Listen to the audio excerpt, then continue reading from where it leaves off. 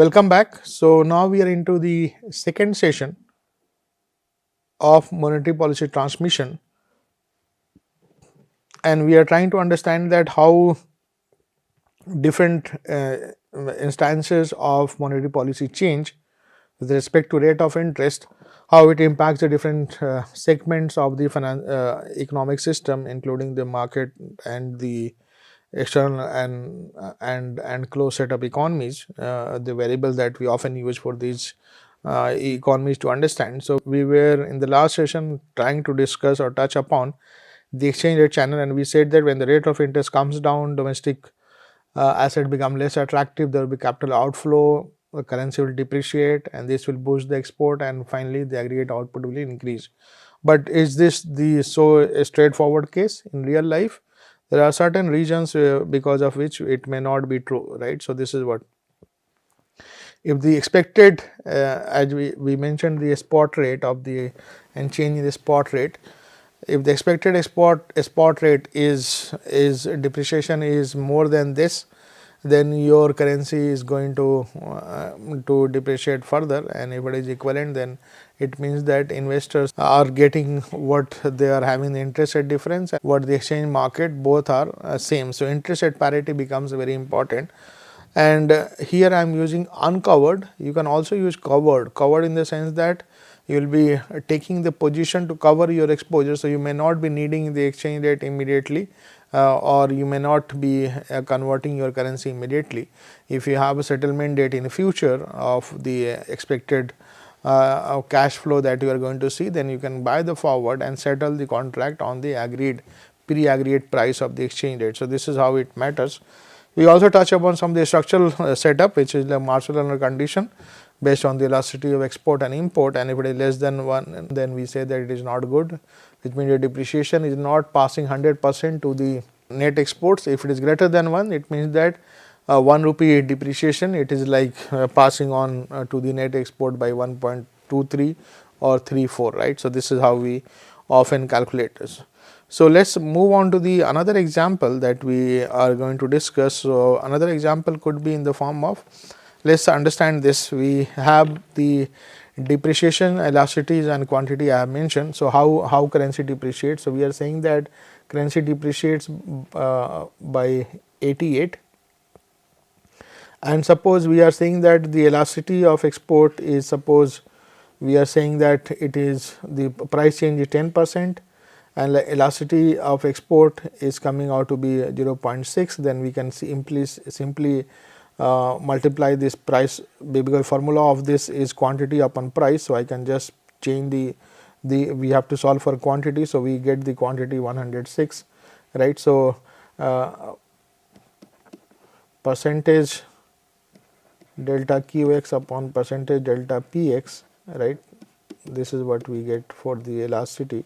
So we are solving for qx, so this is getting multiplied. So we are solving for delta qx is nothing but here we have multiplied by percentage delta px, right. So this is what here we have.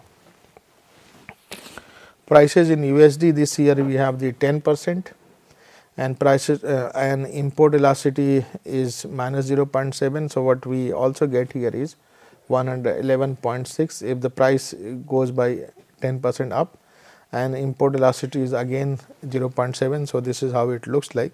So depreciation makes exports cheaper, this is what we are saying, and import costlier, and this is what we are seeing an increase, right. So this is what we are getting in terms of given the elasticities that here we have, right. So this is how we are assuming. Now export value, if you want to calculate that how much is the value, so this we are saying that with the actual original USD INR, so this was the 80 rupees, but then we saw 10% depreciation. So then we saw 10% depreciation, so it became 88. So at 80, here we have the export of 8,000, import of 9,600, and then here we have the export in period 1, it is coming out to be 8395, and import is coming out to be 9820, right. So this is what here we have. Net exports is how much? It is minus 1600 we are seeing, right. But net exports we are seeing minus 1425.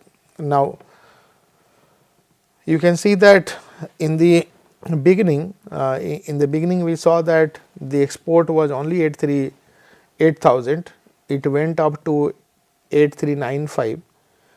Import, it was 9600, it went up by 9820. So if you see in terms of the moderation, so here we are seeing that the export is slightly getting better, right. It was minus 1600, now it is minus 1400, right. So it means that the deficit is shrinking, which means that export is doing better, right. So this is what it implies here. So I hope this example of in value terms, that how much in terms of not in percentage but value terms it is helping, this we are seeing it here, right. So this is what here we have. Now elasticity check, if you want to see how we are getting, so this is how we are getting with 100. Here we have the price that we are seeing. So here we have a price assumed at 100, price is 1 and here it is 100, right. And then we are seeing that there is a decline by a percentage of 10%. So here we have the 10% decline. So this we are seeing, right. So this is what we get here. So 0.9 minus 1. So this is what the percentage change in quantity, percentage change in price, and finally we are getting 0.6. Import demand that you are seeing. So this you can also calculate in the same way, and then you get 0.6 and it is coming out to be 1.3, which is greater than 1, right. So this makes the overall, the when the rate of interest is coming down, it is having impact on the capital outflow. Capital outflow is getting bigger, and as a result your currency is depreciating. This depreciating currency is passing on more benefit to the net exports than the actual depreciation, and this is how it is. So 10% depreciation improved net export in value term and satisfies the Marshall-Lerner condition that it is supposed to be greater than 1, right. So this is what it implies. Now you must be wondering that why are we doing so much of calculations when we are dealing with the commercial banking. So you can see that commercial banking nowadays, post Dodd-Frank Act in the US, majority of the banks were given the opportunity to become investment bank and participate in wide range of asset classes. In the same way, in most of the developing countries too, we find that majority of the commercial banking system is aligned with the forex market. So they are one of the major buyers and sellers of the foreign currency. So for example, forex exposure and balance sheet. So depreciation of INR, right, so raises the INR value of foreign liabilities. It means that those who have borrowed money, for example companies, they have gone for borrowing from the foreign locations. If rupee is depreciating, then you know that the cost of borrowing is going to go up, and this will bring further liabilities, right. And also if the foreigners are saving in Indian bank and they are keeping their money, right. So deposits are normally liabilities for the banks. So if they are getting liabilities, and of course this depreciation will make them will make banks to pay a higher amount, because even if the rate of interest is 6%, rupee has come down. So they will be converting that at the newer exchange rate, not at 80 but 88 that we saw just now in the example. Then for the bank it is an extra cost, right. Exporters see better cash flows, and importers face the margin impression, because we know that you have the, if you are importing, then when you have rupee depreciating, then importers will be paying higher price, right, for most of the goods. So whatever margin that they had, for example earlier they were importing at 100 rupees, selling in the domestic market at 120 rupees, but now because of depreciation it has gone up to 114. So now the spread has come down. So their profit margin will be also much lower, and if it further reduces, then they will be also wiped out from the market, right. Credit channel import heavy firms, right, crude oil refiners face higher working capital needs, right. When they have the rupee depreciation, then they see higher cost of payment, and as a result they will be also asking for a lot of extra money. And in some cases when these banks are not able to pay, on time to these banks, then they will be also incurring huge losses in the form of the NPA risk. So, non-performing asset risk also increase. Then here we have the letter of credit kind of business and trade finance. So, letter of credit also becomes a very interesting case. Nirav Modi case we have in India, it started with this kind of setup wherein we provide liquidity to the exporter and importer at the critical time, and when they see depreciation appreciation, then this exposure may further derail the overall smooth functioning of the contract. Liquidity and regulation, this we have added with the RBI setup, especially. So, RBI may intervene via spot and to stabilize the INR, which means that they can, if they see more capital outflow, as a result they will be seeing a dollar depreciating. So, they will be selling the US dollar also immediately to the market, and then they will be trying to rescue the rupee fall immediately. Forex reserves and VRR, the variable reverse repo rate, SSR also interact with the liquidity, and this is how we often find in most of the cases, right. Now, here we have the forex loans also. So, here I have given one example that a bank has extended USD denominated loan to an importer. The loan amount is $20 million. The exchange rate is INR USD this. So, 20 into 80, so it is around 1600 crore rupees, you can see. Now, we after 10% depreciation that we are assuming, it has come down to 88, right. So, now the rupee value has gone up from 80 to 88.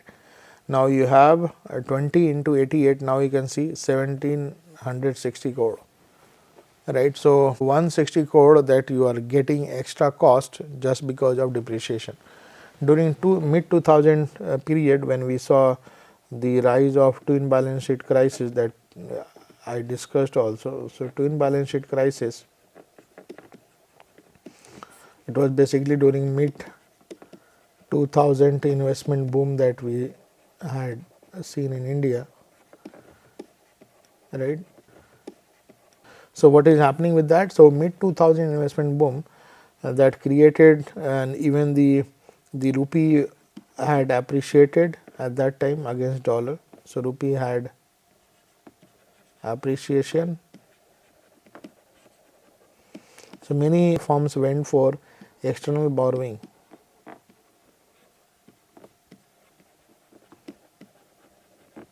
But then due to 2007-8 global financial crisis and European debt crisis,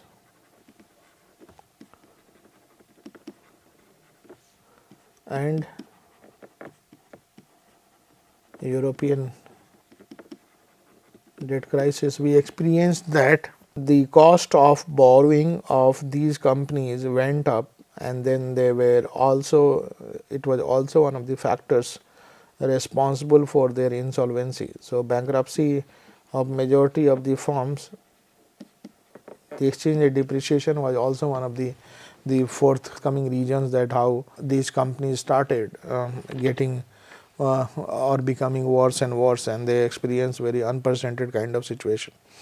So, liability increases by 160 crore, you can see borrower leverage worsens, and then there is a higher risk of default, right. So, this also becomes really important here. Then Tobin's Q, equity prices and monetary transmission. So, here we have, when we have the rate of interest coming down, the stock price of the stock will go up, the Tobin Q ratio goes up, and Tobin Q ratio is a good indicator for making new investment. So, as a result, investment goes up and aggregate demand goes up. So, this is the new channel that we are examining. So, it is related with the equity price, which means that the finance or you can say wealth effect kind of channel. So, what is the means? So, Tobin Q definition is that it is the ratio of market value of the installed capital upon the replacement cost of capital. So, what is the replacement cost?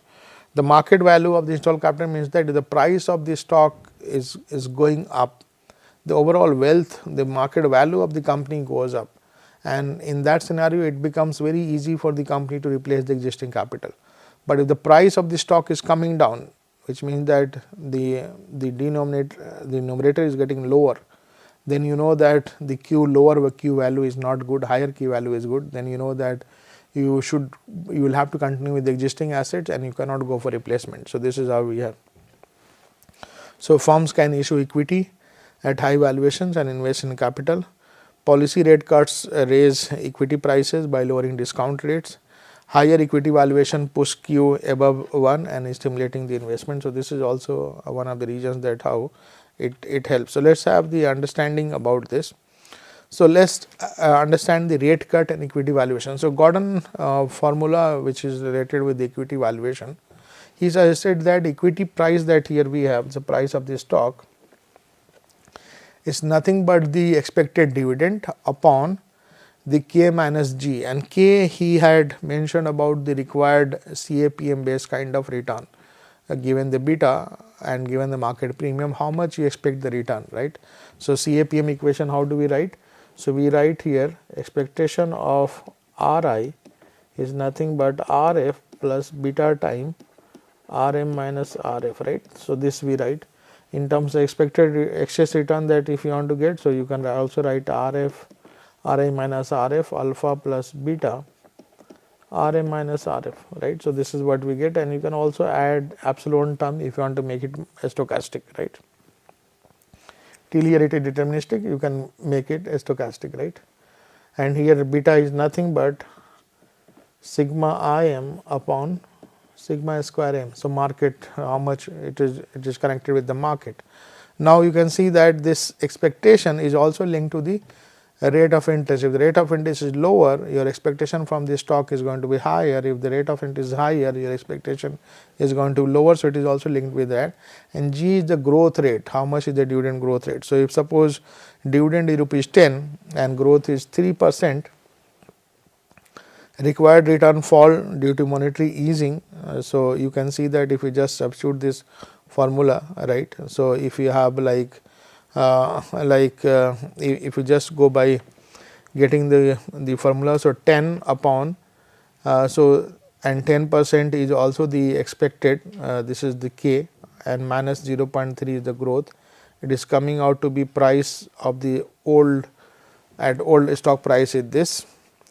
At 8%, if we are saying 10%, so this is what the 10%, at 8% we are seeing that the stock price is going up. What does it mean?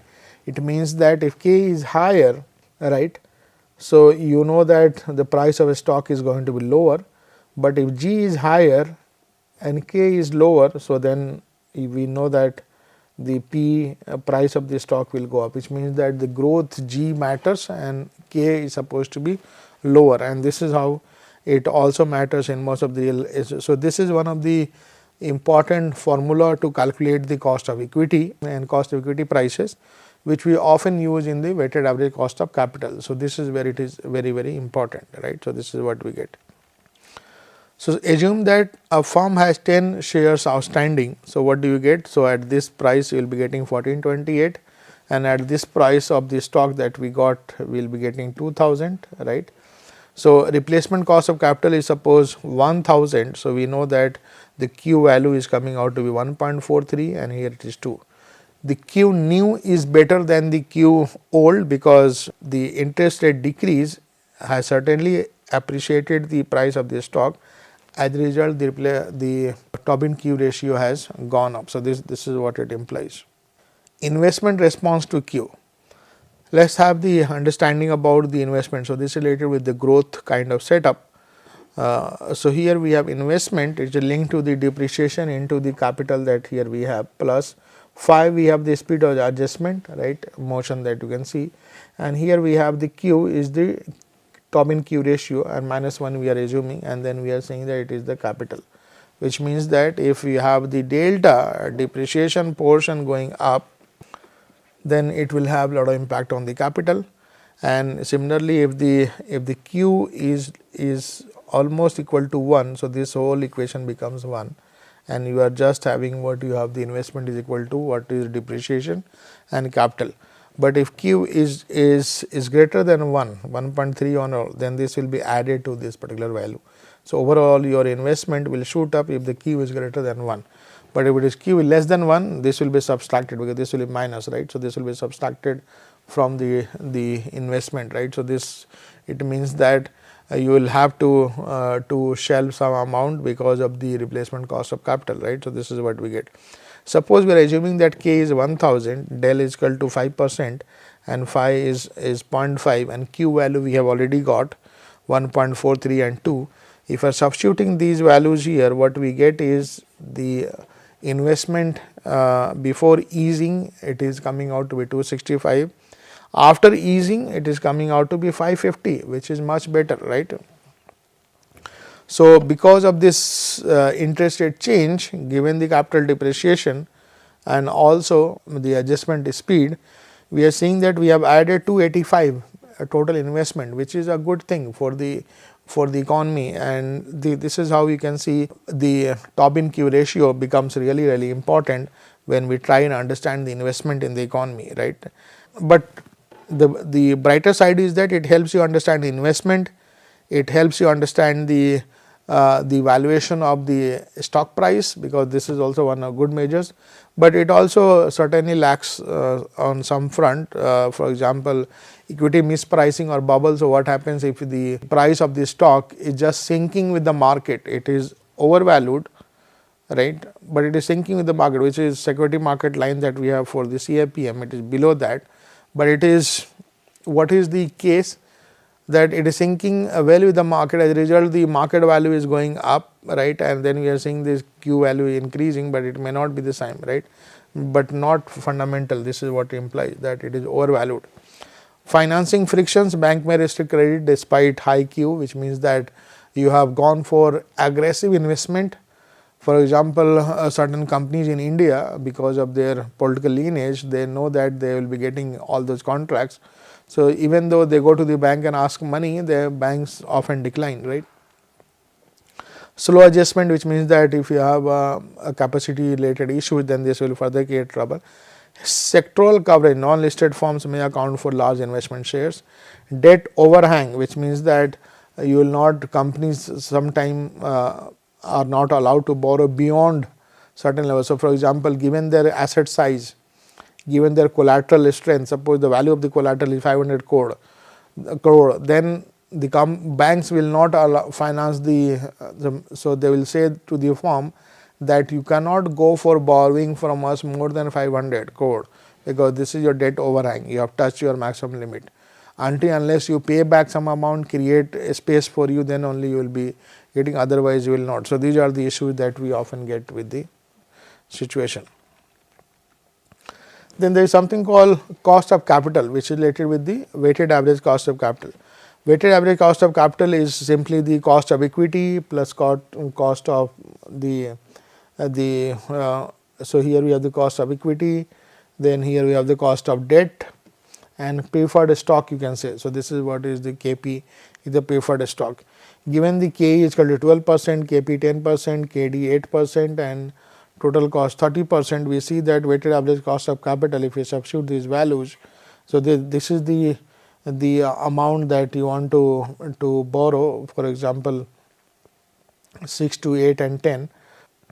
So, total amount of capital required is 1000 crore, and you are dividing that into 3 assets that you want to borrow through bonds 200 crore, through preferred stock 200 crore and through equity you have 600 crore. So, this you can see that your weighted cost of capital, weighted average cost of capital is 10.3%, which means that a rate cut reduces the debt, right, and K, and overall we can see that it is lowering the WACC, and this is also linked with somewhere the bond issue and also the cost of equity, and cost of equity is again linked. So, when Q is greater than 1 and R decreases, product with IRR is greater than WACC, and this makes the investment attractive. So, when we have this situation, so IRR greater than WACC, then this makes the overall situation attractive. So here we have how banks enter the Q channel. So collateral valuations, higher equity prices raise firms' net worth, and collateral equity, easier access to bank credit. Then here the lower borrowing cost, a policy rate cut reduces a bank's funding cost and lower the lending rates for the corporate clients. Credit supply response, again this is also one of the important. Banks often need working capital loans, term loans, project. So whole lot of things you can see. Higher Q also strengthens the balance sheet because this will further expand the overall valuation of the company goes up. So numerator is going up. So this creates the favorable outcome and less default, right.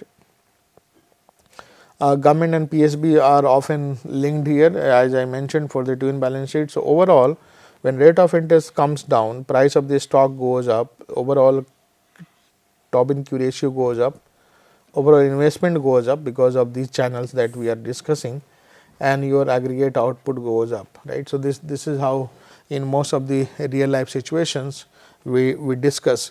What is more interesting to understand is that when we are finding these channels, we are also understanding that these channels are equally useful. For example, I have given you one example here, that suppose a large Indian firm in capital goods sector is valued at 20,000 crore, replacement cost of capital estimated as 14,000 crore. So Q is coming out to be, so here you have the 1.43, right. The monetary easing leads to lower policy rates, the market cap rises, suppose it is. So when we know that rate of interest is going, so price of stock is going up 22,000 crores. So now Q is 1.86. Now higher market cap boost collateral value and the financial ratios, right, and they will be also. So probability default we will be discussing the Basel II norms, and finally we can see that since the valuation has gone up, so they will be again giving 2,500 crore rupees extra to expand the business, and this is what it overall looks like in most of the situations, right. So what is the likely scenario, that when the Q ratio is higher, when market value is going up, so your collateral value is going up, and as a result you can ask for more borrowing from the banks, and this is what it implies here. So with this, I hope you are able to understand the investment channel of the monetary policy transmission and how it impacts and how it deals. So with this, I am stopping it here. Thank you so much. I hope you are enjoying the course. Thanks a lot.